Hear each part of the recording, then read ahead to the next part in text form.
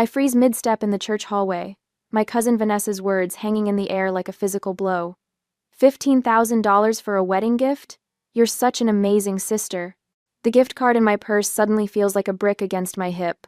$5,000, 2 months of careful saving, budgeting lunches at my desk, canceling my weekend getaways. My fingers curl instinctively around the strap of my handbag. Vanessa turns, her champagne glass tilting precariously as she spots me. Her eyes widen, lips forming a perfect O of surprise. Oh, was it supposed to be a surprise? My PR training kicks in before my emotions can betray me. I stretch my lips into what I hope passes for a smile, though my face feels wooden, disconnected from the storm brewing inside. Don't worry about it. I manage, my voice steadier than it has any right to be. These things have a way of getting out. Vanessa smiles, relieved, and squeezes my arm. Still, what a generous gift. Maya is so lucky to have you. The world narrows around me as I nod, murmur something appropriate, and continue down the hallway on suddenly leaden legs. 15,000. Not 5. 15. The bathroom door feels impossibly heavy as I push through it, locking myself in the farthest stall. My hands shake violently now, no audience to perform for. I fumble with my phone, pulling up my bank app. The balance mocks me, the result of months of overtime and sacrifice. The gift card receipt sits in my email, the confirmation number, and amount in bold black letters, $5,000. A memory surfaces. My mother's voice, casual and cutting over Sunday brunch last week. You know, with your PR salary, everyone expects something substantial. The way she emphasized substantial, as if my planned gift were pocket change. Mia, my perfect younger sister, nodding along. Jenny's sister gave her $20,000 for her wedding. Must be nice to have such a generous family. The dismissive look they exchanged when I'd mentioned my $5,000 gift. The gift that represented 60-hour work weeks and declined invitations to save every penny. My heartbeat thunders in my ears. Sweat breaks out across my forehead as tunnel vision threatens. I press my palms against the cool metal of the stall door, forcing myself to breathe deeply. 1 breath. 2. 3. In the mirror above the sink, my reflection stares back at me. Melia Allen, 31, successful PR specialist, reliable daughter, generous sister. My makeup is flawless, my burgundy dress wrinkle-free, my smile practiced and pleasant. But something new burns in my eyes now, a controlled fury, simmering beneath the composed exterior. I reach into my purse and remove the gift card from its elaborate wrapping, the silver ribbon I'd spent 20 minutes perfecting now crushed between my fingers. 15,000. They'd told everyone I was giving 15,000. This isn't the first time. Images flash through my mind. The check I wrote for Maya's final semester of college when she decided to study abroad. The loan for my parents' roof repairs that was never mentioned again. The medical bills after Dad's minor surgery last year that somehow became my responsibility. Each time, the same pattern. The casual mention of their need. The pointed references to my good fortune in my career. The implied obligation. The gratitude that never quite matched the sacrifice. Water splashes onto my wrists as I wash my hands with mechanical precision. I pat my face dry, reapply my lipstick, and straighten my shoulders. Not this time. I walk into the rehearsal dinner with measured steps, scanning the room until I spot them. Mom and Maya, heads together in conversation at the head table, both turning silent the moment they notice me. Their smiles are too bright, too eager as I approach. Guilt flickers across Maya's face before she masks it with a laugh at something our father says. Miss Allen? The wedding planner appears at my elbow, clipboard in hand, her professional smile firmly in place. Your mother mentioned you'd like to announce your gift during tomorrow's reception? I turn to her slowly, a plan forming with perfect clarity. Actually, I have a better idea.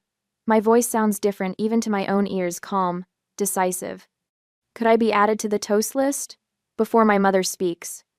The planner nods, making a note on her clipboard. Of course. Right after the father-daughter dance? Perfect. I smile, feeling the weight of the gift card in my purse. I think everyone will be quite surprised by what I have to say. After the rehearsal was over, the hotel room keycard slipped from my trembling fingers as I fumbled with the door. Inside, I kick off my heels, one bouncing across the beige carpet as I sink onto the edge of the bed. My phone buzzes with a text from Mom. Don't forget your speech tomorrow. Everyone's so excited about your generous gift. I switch off the phone and pull out my laptop instead.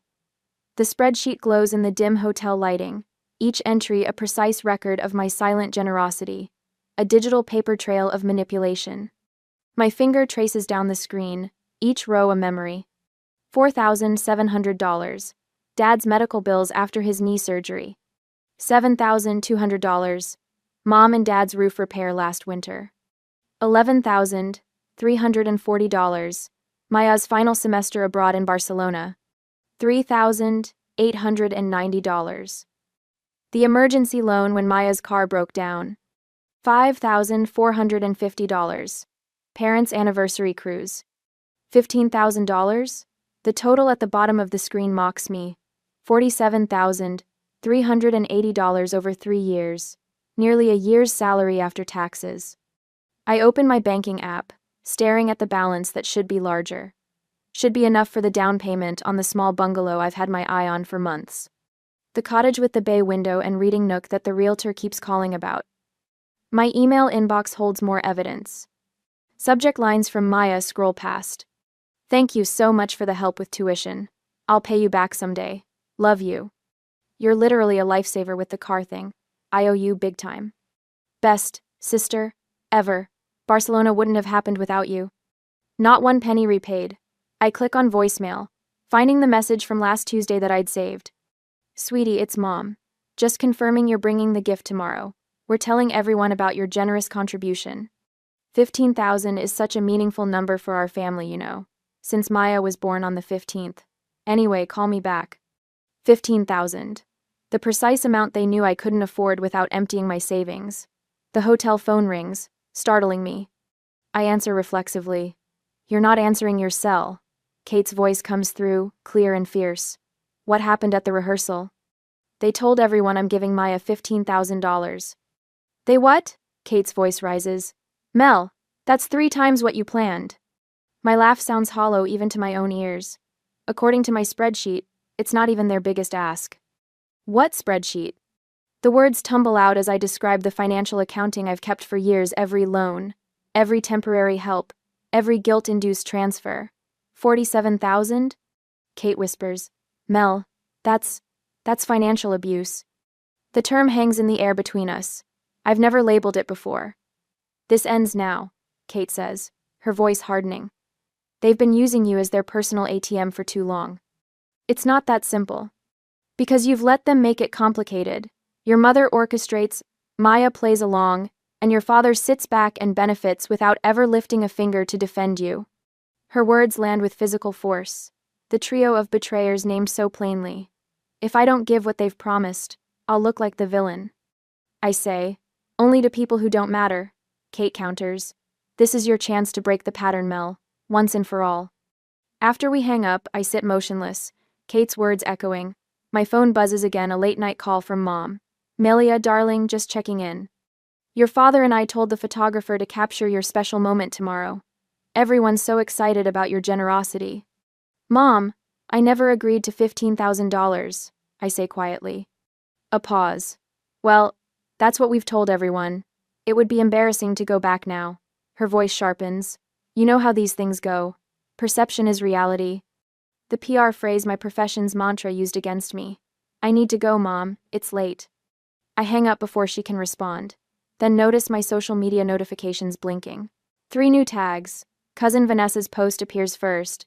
So proud of my cousin Amelia Allen for her incredible $15 wedding gift. Family goals. Best sister ever. 23 likes already. My stomach knots. The trap is complete. Back out now and I'll look cheap. Ungrateful. Selfish. The narrative already written against me. I pull out the hotel stationery and begin drafting. Cross out. Redraft. The words need to be perfect. Not angry, not bitter, just honest. I call the DJ directly, confirming my place in the toast lineup. Next, I retrieve the thick leather photo album from my suitcase. I spent weeks collecting these pictures, Mia and me building sandcastles at Cape Cod, making snow angels in the backyard, hiking with Dad at the Grand Canyon. Real memories, not monetary value. Inside the cover, I write, money disappears, furniture breaks, but these memories are our true inheritance. I run my finger over the inscription, then close the album firmly, For the first time in years, I feel something unfamiliar settle over me. Not anxiety about disappointing them. Not resentment over their manipulation. Something cleaner, sharper. Clarity. I place the photo album on the nightstand and turn off the light. Tomorrow, I'll give a gift worth more than $15,000, the truth. Next morning, I balance a mimosa in one hand and force a smile as Aunt Carol leans in close, a perfume cloud engulfing me. Such a generous sister. She whispers, patting my arm. 15,000. When my daughter got married, her brother gave her a blender. The mimosa turns sour in my mouth. I've endured a morning of this relatives approaching with knowing smiles, congratulating me on a gift I never promised. Each comment drops like a stone in my stomach, building a wall of resentment I can barely contain behind my practiced PR smile. Across the breakfast table, Mom catches my eye and raises her glass in silent approval. Next to her, Maya laughs at something her maid of honor says, both of them stealing glances my way. The maid of honor corners me by the breakfast buffet minutes later. I heard about your amazing gift. She gushes, loading her plate with cantaloupe. You're setting such a high bar for the rest of us. I could barely afford the bachelorette weekend. I nod, reaching for a strawberry to give my hands something to do. Family is important. The words taste hollow, rehearsed. How many times have I repeated that phrase while writing checks? How many vacations canceled, promotions celebrated alone in my apartment because the money went to someone else's needs? At the hair salon, Mom holds court among the bridesmaids, her voice carrying across the room. My Melina always comes through for family. Always. The stylist twists my hair too tight, making my eyes water. Or maybe it's the weight of expectations crushing me from all sides. The wedding planner appears at my elbow as the stylist finishes, slipping me a folded note. From your mother, she whispers before disappearing into the controlled chaos of pre-wedding preparations. I unfold it with trembling fingers. Your announcement right after father-daughter dance. Perfect timing for maximum impact. My lungs constrict. She's choreographed this entire performance, my role reduced to opening my wallet on cue. I crumple the note in my fist, feeling something crack inside me. Not my resolve. My silence. Back in the bridal suite, I reach for the photo album I brought for Mia. Flipping through childhood pictures last night, I'd found an unexpected gift, the memory of who I used to be. There's 10-year-old me, skinny arms crossed, standing between Maya and a neighborhood boy who'd made her cry. My chin jutted forward, eyes flashing. I'd forgotten that girl existed, the one who spoke her mind before she learned to swallow her words with her pride. Another photo slips out. Grandma Allen holding both of us on her lap, her silver hair catching sunlight. Her voice echoes in my memory. Honesty is the only gift that never breaks, Melly. Remember that. I touch the image, feeling the truth of it burn through my fingertips. My silence hasn't protected anyone, it's only enabled years of taking, of expectations that grow with each unspoken surrender. The bathroom door swings open, and Mom appears in the reflection behind me. Our eyes meet in the mirror, her perfectly lined lips tightening at the corners. There you are. Everyone's waiting. She closes the door, blocking the exit. I've told everyone about the 15,000, Melia. Don't embarrass us. The words hang between us. The first time she stated the lie directly to my face. I turn slowly, photo album clutched to my chest like armor. I never agreed to that amount, Mom. Her shoulders stiffen, surprise flickering across her face before hardening into something colder. Don't be difficult. You make more than enough to spare it. Family comes first. Yes. The word comes out stronger than I expected. Family does come first. That's why I'm doing this. Doing what? Suspicion narrows her eyes. I move past her toward the door. Being honest. My phone buzzes with a text from Kate. Whatever happens, I'm proud of you. Truth is always right. The photographer captures me in the hallway, camera clicking at my expression. Whatever he sees makes him lower the lens and nod with something like respect. That's a keeper, he murmurs. Uncle William passes me on the way to the ceremony, his weathered hand squeezing my shoulder. Stand tall, Melia, he says quietly. Some storms need to break. He's always seen through the family dynamics, recognized the undercurrents while everyone else admired the surface. His support steadies me as I approach the DJ's table and hand over my revised speaking card. Before the mother of the bride, I say firmly. It's a surprise. The DJ studies my face, then nods. Got it. The ceremony passes in a blur of white lace and promises. I stand beside my sister, holding her bouquet, wondering if she sees the irony I've been holding things for her all our lives. The reception begins with champagne and laughter. Across the room, Mom straightens Dad's tie, whispering in his ear. She's radiant in her mother of the bride glory, accepting compliments and directing servers with practiced efficiency. Every few minutes, her eyes find me, making sure I'm still in place for my assigned role. The father-daughter dance concludes with applause. Mom begins moving toward the microphone, her path clear in her mind. But the DJ's voice cuts through the settling quiet. And now, before we hear from the mother of the bride, Melia Allen would like to say a few words. Mom freezes mid-step, her champagne glass tilting dangerously. Her head swivels toward me, eyes widening with alarm. I rise from my seat, legs steady beneath me. The room falls silent as I approach the microphone, feeling the weight of expectation and confusion ripple through the crowd.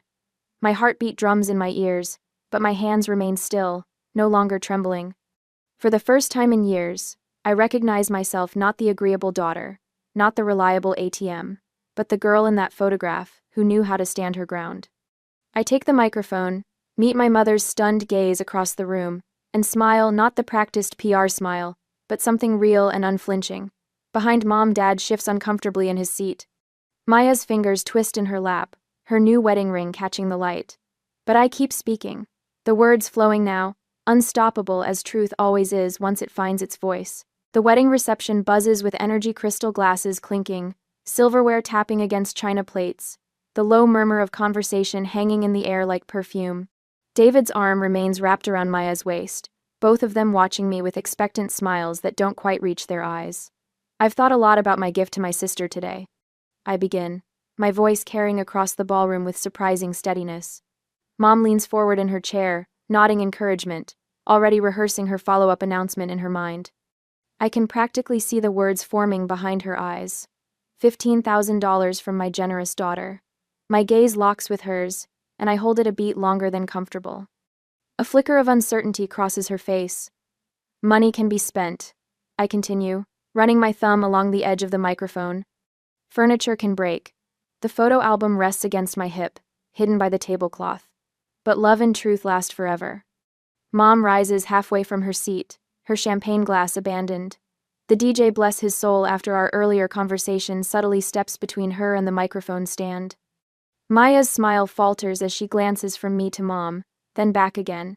Her fingers tighten around David's sleeve. Dad shifts in his chair, suddenly fascinated by the pattern on the tablecloth. He won't meet my eyes. Never has when it matters. Instead of a number, I say, my voice gaining strength with each word, I want to give my sister a blessing. Build your marriage on honesty, not on forced sacrifice. A ripple moves through the crowd, raised eyebrows, exchanged glances, small nods of recognition. Aunt Judith, who watched Mom manipulate me into paying for Maya's study abroad program 3 years ago, leans toward Uncle William with a whispered comment. William's eyes meet mine with quiet approval. The truth has been hiding in plain sight for years, visible to anyone willing to see it. Family isn't measured in dollars, I continue, even as Mom attempts to edge around the DJ, her smile stretched so tight it might crack her foundation. The growing applause drowns her protests as she tries to interrupt. It's measured in moments of authentic connection. I reach beneath the table and lift the album, its burgundy leather cover catching the light from the chandeliers overhead. This album contains our shared history, the real wealth of family. Walking toward Maya, I feel strangely weightless. The pressure that's lived between my shoulder blades for years, the constant responsibility of being the family ATM dissolves with each step. I open the album to the first page. Maya, age 7, and me, age 10, arms wrapped around each other at the lake house. Before college tuition and roof repairs and medical bills. Before the calculations and manipulations. Before love came with a price tag. Remember this? I ask, my voice soft now, meant only for her. You were afraid of the water, and I taught you to float on your back. A tear slips down Maya's cheek, smudging her carefully applied mascara. Shame and recognition flicker across her face as she accepts the album with trembling hands. I hope you and David fill it with honest moments and true happiness, I say, squeezing her fingers before stepping back. That's worth more than any dollar amount. The photographer captures the moment, Mia's tear-streaked face, the album clutched against her sequined bodice, my straight-backed posture as I return to my seat. It's not the money shot Mom planned, but it's honest. Applause swells around us, louder than I expected. Uncle William is the first to stand, followed by Kate at the back table, then Aunt Judith, and soon half the room. Not standing for me, exactly, but for the audacity of truth over practiced family performance. Mom remains seated, her body rigid with fury barely contained behind her social smile. Dad pats her hand absently, his gaze fixed somewhere over my left shoulder. Later, guests approach with genuine appreciation. Mrs. Robertson, Mom's bridge partner for 20 years, squeezes my elbow. About time someone in this family spoke honestly, she murmurs, loud enough for Mom to hear from 3 feet away. Mia finds me by the cake table, the album tucked under her arm. Her makeup has been hastily repaired, but her eyes remain red-rimmed. "You made me look terrible," she whispers. "But there's no real heat behind it." "No," I correct her gently. "I gave you the chance to be better. I gave you the chance to be better." Maya glances toward our mother, who stands surrounded by a circle of relatives, her hands moving in short, sharp gestures. Damage control in full swing. Eleanor intercepts me as I slip away from the crowded dance floor. Her fingers curl around my wrist, manicured nails digging into my skin. "You've humiliated us in front of everyone," she hisses, her smile fixed for any watching guests, while her eyes flash with cold fury. "That speech. That photo album. What were you thinking?" I draw a steady breath, feeling oddly calm despite the storm brewing around me. The weight I've carried for years has lifted, leaving clarity in its place. "I was thinking about honesty, Mom." Thomas appears behind her, his jaw clenched beneath his rehearsed smile. "Your sister deserves better, Melina. On her special day, of all times." Before I can respond, Maya approaches, her wedding gown swishing softly against the polished floor. Mascara streaks her cheeks, the perfect bride's makeup now imperfect with tears. "Why did you have to make a scene on my special day?" Her voice wavers between genuine hurt and practiced performance. "Everyone was expecting, you know." $15,000? I ask quietly, refusing to be baited into raising my voice. "A gift I never promised?" Eleanor's nostrils flare. "We assumed you'd want to do something meaningful. With your salary." "My salary barely covers my rent after I've given you $47,000 over the past 3 years." The number falls between us like a stone, precise and undeniable. Thomas blinks rapidly. "Now wait just a minute." I reach into my clutch and withdraw a folded piece of paper, the spreadsheet I printed this morning, every transaction meticulously documented. Here's a complete accounting. Dad's medical copays. Mom's roof repairs. Maya's final semester abroad. "That's private family business," Eleanor snaps, glancing nervously at nearby guests who've begun to notice our tense gathering. "Private until you decided to announce a fictional $15,000 gift to everyone we know." My voice remains level even as heat rises in my chest. Love shouldn't come with a price tag. Uncle William approaches, champagne glass in hand. His weathered face hardens as he overhears Eleanor's rising protests. "Eleanor, the girl's right," he says, placing a steadying hand on my shoulder. "This has gone on too long." Mrs. Caldwell, my mother's bridge partner for 20 years, pauses nearby, her expression shifting from curiosity to discomfort as she witnesses Eleanor's mask slipping. "You don't understand." Eleanor sputters, her composure fracturing. "Family helps family." "I agree," I say, opening my purse again. "Which is why I brought these." I pull out my phone and open the text thread with Mia from 2 weeks ago. I hold it where she can see the screen. "Mom says you're announcing the 15 Kelvins at the reception. So generous. Can't wait." Followed by a string of heart emojis. Maya's face drains of color. I didn't, I thought.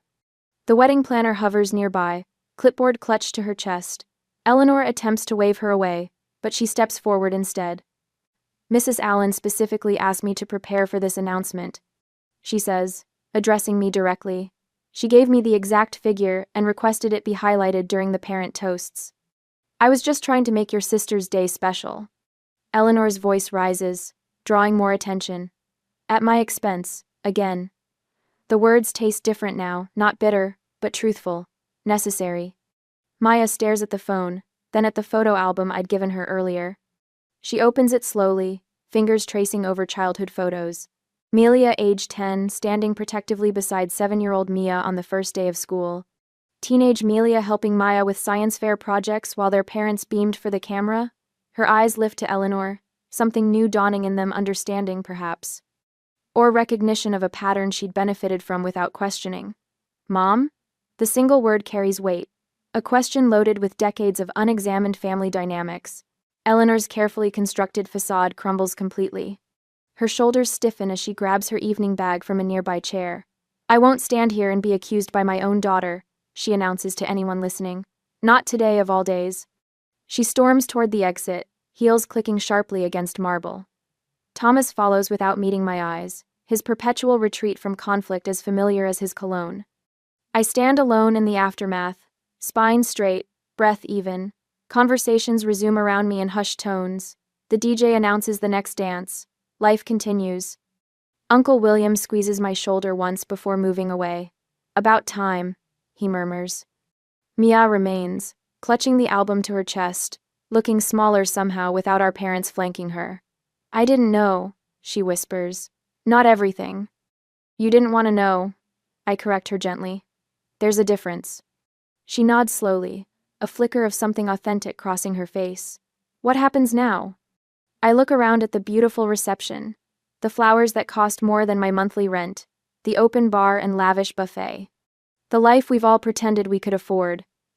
Now we start telling the truth, I say, feeling the first real smile of the day spread across my face, and see what's left. And I run my fingers over the glossy album cover, savoring the quiet of my apartment. 1 month since Maya's wedding, and the weight I've carried for years has lifted from my shoulders. No frantic texts asking for small loans. No guilt-inducing voicemails about family obligations. The morning light streams through my living room windows, catching on the unopened letter that arrived yesterday. Maya's handwriting. I've been circling it like a cautious animal, unsure whether it contains another manipulation or something new. Taking a deep breath, I slide my thumb under the seal. Dear Melia. The photo album sits on our coffee table. David picks it up almost daily, asking about the little girls with gap-toothed smiles building sandcastles at Cape Cod. I've shown him every picture a dozen times now. What I haven't told him what I need to tell you is that Mom pressured me into the money announcement. She said it would motivate you to give more. I should have stood up to her. I'm sorry I didn't. Your speech wasn't what I expected, but maybe it was what I needed. Love, Maya. My hands tremble slightly as I fold the letter. The first honest communication between us in years. I pull out my own copy of the family album, the twin to Maya's gift, and flip to a blank page. Carefully, I position a new photo, Maya hugging me after my wedding speech, her face revealing genuine gratitude, rather than the practiced smile our mother taught us. Not perfect, but real.